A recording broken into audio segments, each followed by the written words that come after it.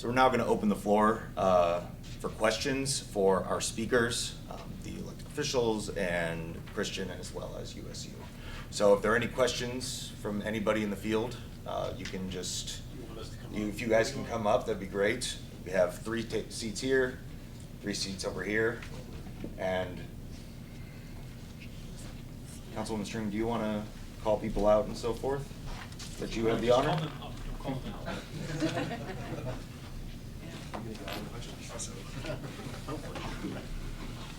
Okay. Do we have questions?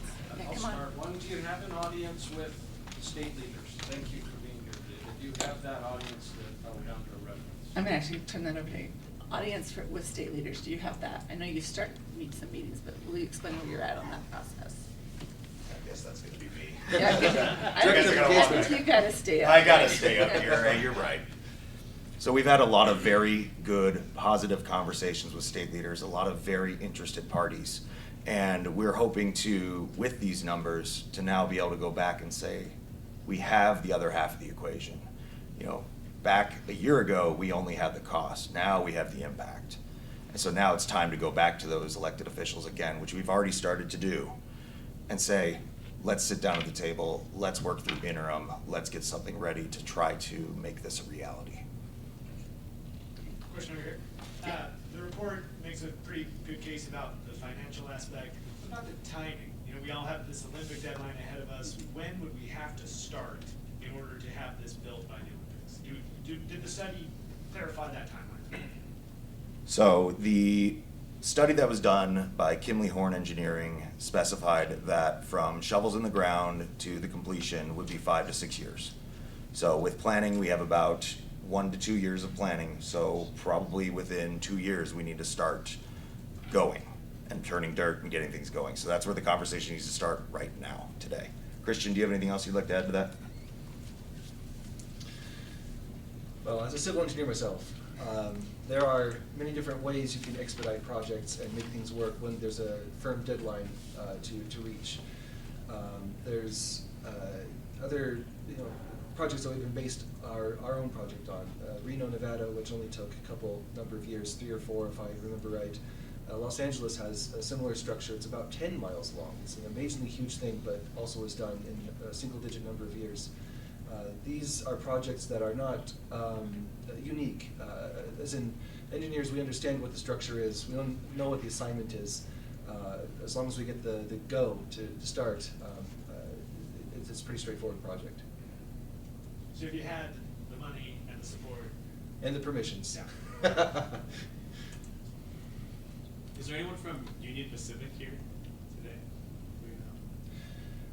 Do we know? I don't believe our guest from Union Pacific showed up today. Okay, perfect. So, so how is it that we can use the economic impact report to make, because they just care about money, right? Like they're not really going to bend or move. They've got to just keep the things flowing. They're not interested in community very much. They talk about it, and this is the thing. Like Nathan's a really great person, but he can run it up the line only so far, and it gets kind of tricky.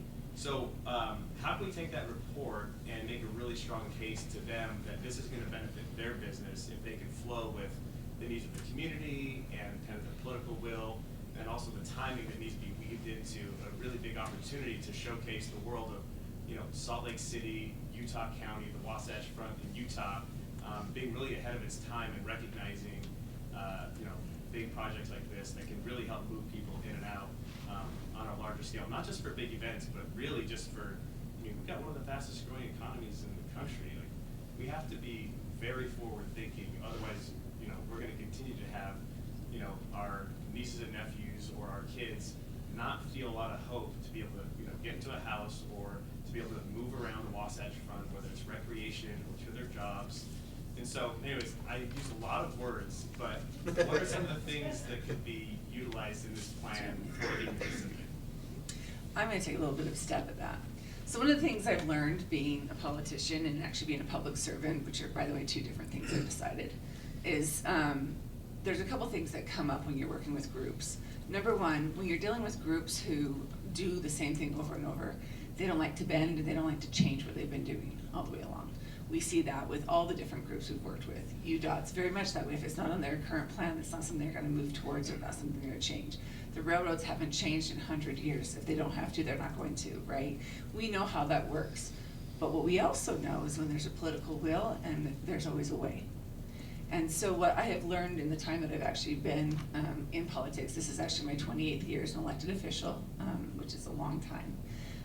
Most of that time has been spent working on the west side, is when there's a political will of the people that come forward and the public is behind it, then the rest fall in line. And so, and this is something which is exciting here because you have a political will, you have a group of people who came up with this concept, put their money where their mouth is, has really pushed this hard, and they have funded this, some out of their own pockets, to be able to say, let's get this moving forward, this is a great idea, this is something we think needs to move forward. Then you add on top of that, it's a good idea. There isn't anybody out there that's saying that this is not a good idea. All they're saying is, wow, look at the price tag, right? And so when we have a good idea, or even a great idea, and we know that that's probably what we're gonna end up being in 50 years, then we should be talking about it now, not in 25 or 50 years. So it's a matter of taking a long-term vision and saying, yeah, you know what, this really is where we absolutely need to go. All right, let's get everybody on board and start talking, right? And so it's that political will. If we have the political will, then we can get it done. And we've seen that happen. The state legislature's great at doing that, right? Somebody puts the thumb down and says, all right, we're all gonna do this, and everybody goes, oh, fine, right? So that's really what it comes down to, is that there's a political will and there's a public uprising. And that's usually how it comes Political together. will is usually tied to, like, the state just focuses on the economy, like, all day long. They don't really care about people as much, like, it's really business, business, business. So how do you kind of, a little bit on that? Well, I'll be honest, if you look at the business, you're gonna find that. Yeah, I think that's why, that's why we're having this event today, right? The thing that happened today is that the plan just started to get talked about. It's the economic analysis that is now available to us that changes the conversation, because if all you have is a price tag, it's hard really to know how you move forward on it. And public safety is an important issue, and having connected communities is an important issue, but being able to afford it is an underlying thing that needs to be thought about and sorted out. And the economic analysis shows that you can afford it. The benefit, this investment brings an economic return that will pay for itself and bring all of these other benefits. So this is, I guess, is kind of, in a sense, the starting line to go back and make the case in the other places where it still needs to be made. For sure, it needs to be made to Union Pacific, and for sure, it needs to be made to the state as a whole through the legislature and the governor. But this is a tool that can be used to do that. It's an exciting tool. Yeah. And I think finally, I mean, really, we come down to economics, does it make sense? And in this case, we now have the numbers to say not only does it make sense, we should probably be moving towards that concept. When is the next question, right? So you have the precedent of it happening in Reno, which is a smaller market than Salt Lake, and Los Angeles, which is a lot bigger market. But do you have any precedent where UDOT in Utah has favored a plan that came from a groundswell, like a grassroots up idea that where UDOT was like, I like this idea, we should adopt it?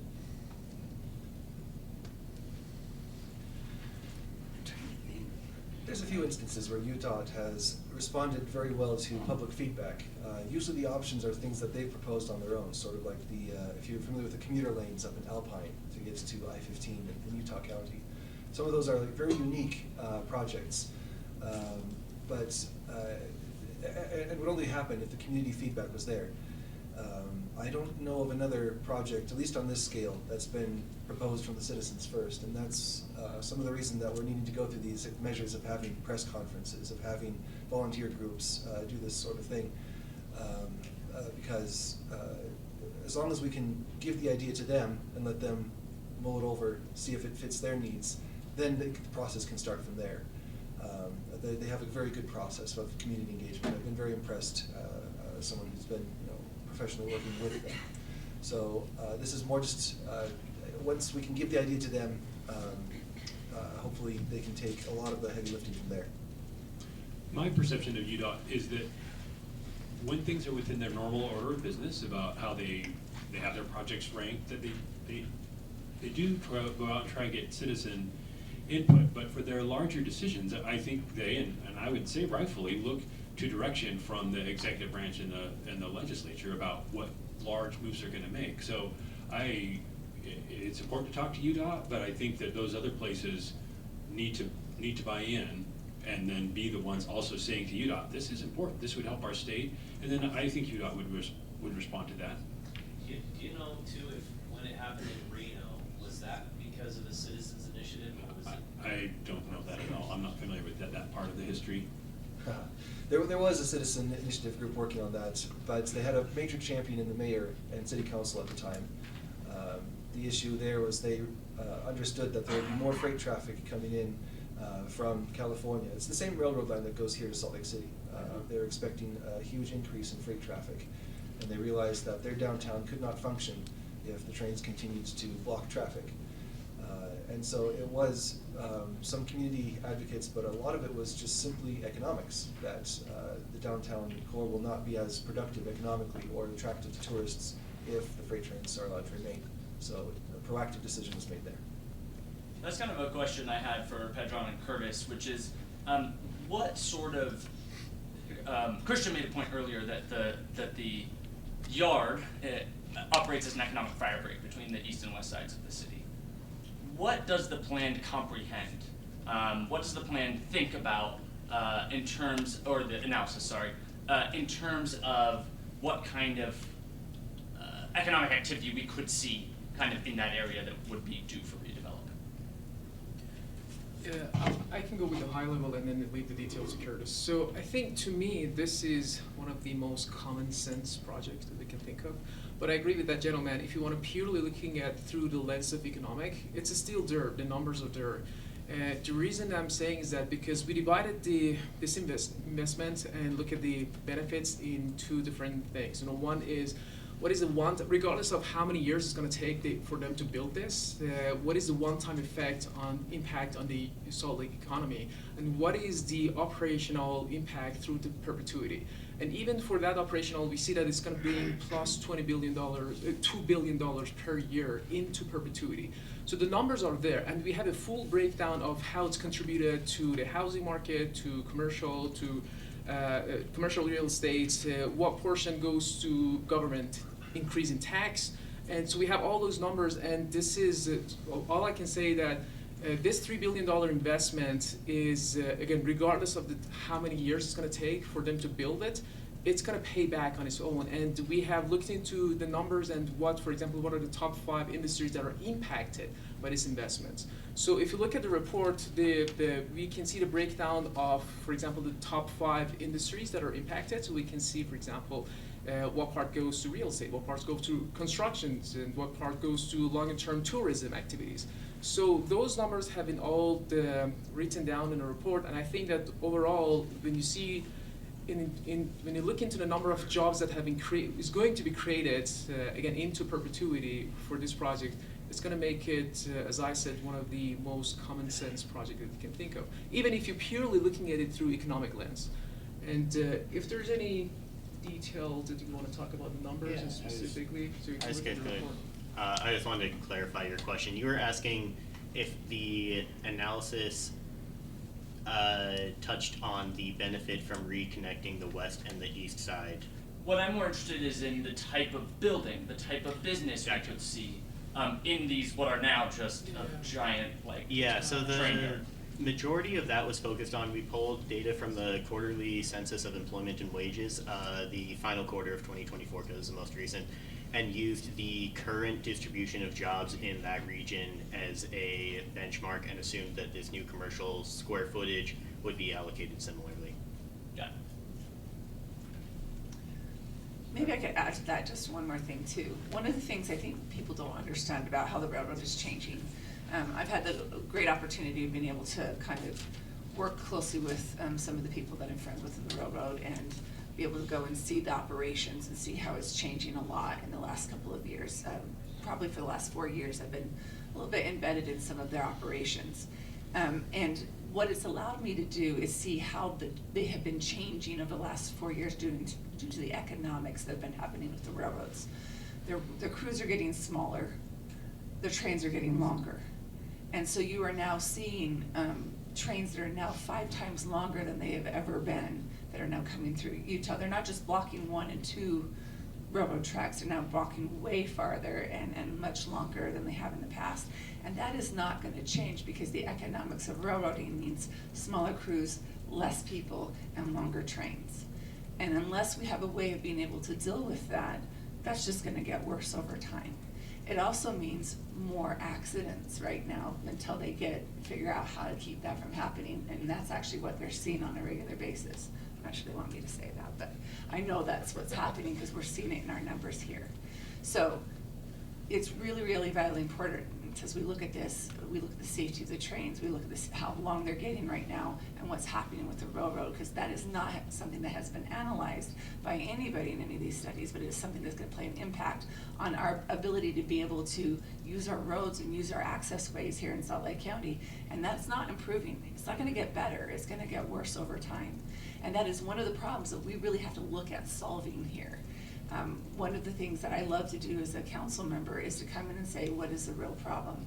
The real problem is our trains are getting longer because it costs us more to be able to run them, right? And so what do we need to do to be able to mitigate that on a city and countywide basis? And this is our answer. I mean, when we talk about buildings, I mean, Salt Lake City, you know, we have a great deal of experience on you know, finding the right zoning and meeting the demand of housing, and you know, even the state, which doesn't praise us for many things, they do praise us about, you know, the strides we're making to answer the call for housing in our state. And you know, there is definitely a need for housing. I'm sure land, as precious as it is, it could be a great space. But when we talk about the finance and the impact of this, and I know this study talks about the nitty-gritty of the numbers, we shouldn't forget about, you know, the impacts that are unquantifiable by this study. You know, the savings related to public safety, that they have to, right now, they basically avoid all those intersections altogether, and they reroute themselves away from the trains because they don't want to even have the chance that they're going to get stopped.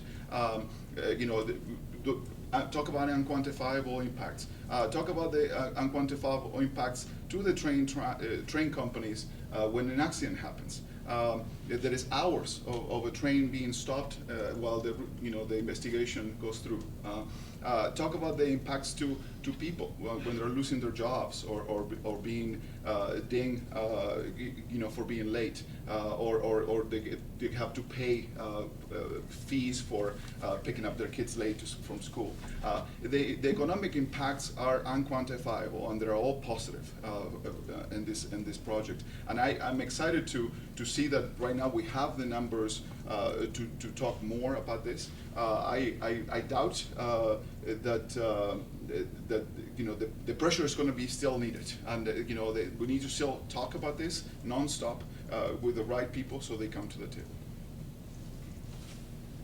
Yeah, kind of going back to the whole Union Pacific question. I mean, obviously they're not necessarily known for quick planning and of that nature.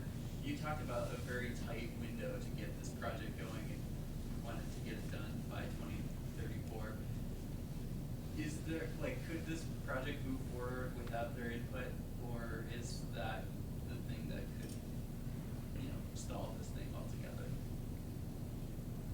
Want me to take that, or do you want? We've explored different ways that the project can be phased. There's ways to build passenger-only segments first and then have the freight trains follow suit later. There's ways to work with them and have the freight go first. As far as a concept we've pitched, there are many ways to, many paths that could lead to the final result. If we are facing a tight deadline, then maybe there's a better way to phase it than doing it all at once. But honestly, the best impacts come when the entire plan is built out and all the railroad crossings in this impacted area can be separated for both passenger and freight trains. If I may, just as Christian said, if you do phase it, you will not get the benefits that you see here in this plan. This plan assumes the Kimley-Horn study because that was a fact-based study. So USU went off of those numbers that were already produced by the Kimley-Horn study. And if you do something different, no problem doing that, you're just not gonna see the same benefits as you see from this. I'm also curious if there's been any discussion with federal officials in terms of possible funding. Obviously, there's a shift this year in the administration. I think the interest in trains is different in the new secretary. Has that factored at all into some of the planning? So, I mean, it's always a part of the planning with different administrations, but we're very positive, have had good interactions with our federal delegation, the ones that we have had, and we don't see a reason why that would be impacted in any way. I mean, our current administration is very friendly to the state. They have already sent, the Secretary of Transportation has been here, Director of the EPA, as well as, I believe there was another one who was here, I can't quite remember off the top of my head. HHS. Yeah, HHS, yes. And we believe that the administration would be receptive to this, especially if you point to the fact that the administration just wanted to take over the redevelopment of Penn Station in New York. So there's very much precedent for this administration to help move this forward. But again, just as everybody's been saying, it's about getting those people in the room, it's about having the pressure and contacting those people. I had a question. He's good with you, go. You mentioned that the Reno project was spurred by the mayor. What is the position of the Salt Lake County mayor and the Salt Lake City mayor, and where do they stand right now in terms of this project? I cannot speak for the mayor, and I don't know if anybody could speak for any mayors by themselves, but certainly we've been talking about this issue since it was brought up to us, and we are personally supportive of it. Many of our colleagues in the council have been to many of these events and supporting of the idea. Again, ultimately, the Salt Lake City and the county, even if we are unified on the need for this, we still need the other pieces to fall into place, which is the state and which is Union Pacific. Those are the places where the conversation should go next. Have they weighed in at all? Has Mayor Mendenhall said that she likes this idea? I mean, I believe that we have talked generally in our meetings about how positive it will be. I mean, right now Salt Lake City is implementing a study. It's called the Reconnecting Communities grant from the federal level. Apparently, we shouldn't call it now anymore the Reconnecting Communities, but it is it's a federal grant that the study that we're implementing in Salt Lake to study the issues with the trains and the freeway and the impacts to both parts of the city, the east and the west. And it really is something that is top of mind. It is at top of the administration as far as fighting for this grant, getting it awarded, and now having an RFP and an organization leading this study. So it is something that we care a lot about from the city side. I know the county mayor has not weighed in, as far as I'm aware of, on this specifically, although I do know that she's always supportive of citizen-led initiatives and things like that. I know the one thing that we are all, really it comes down to dollars and cents and really where would the money be coming from and how would that function operate? If there's a will and that, I would think she'd be opposed to it, but at the same time, who's gonna pay for it and where does that come from? I think is ultimately where it'll fall. And I could say that about all of my colleagues, right?